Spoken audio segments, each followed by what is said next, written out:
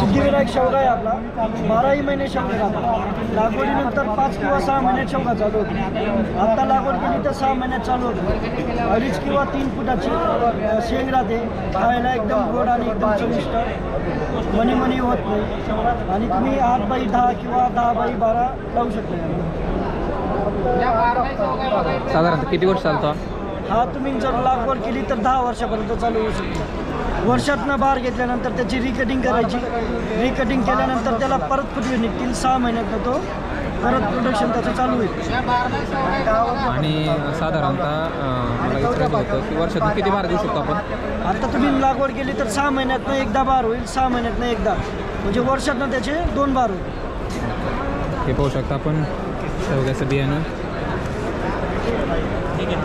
त्याची प्राईस काय सर? याची प्राईस 100 बियांचं पॉकेट आहे. हे तुम्हाला 300 रुपयाला भेटून जाईल. आणि बाकीचं पण प्रॉडक्ट पण पाहू शकता आपण. बाविस्कर टेक्नॉलॉजीचं जर्मिनेटर आहे, ड्रायव्हर, क्रॉप शायनर, रायफनर, ही आपली जुनी औषधं सगळ्या शेतकऱ्यांना माहितीची आहेत. तर ज्या शेतकऱ्यांना शेवगा लागवड करायची त्यांनी निश्चित संपर्क करा.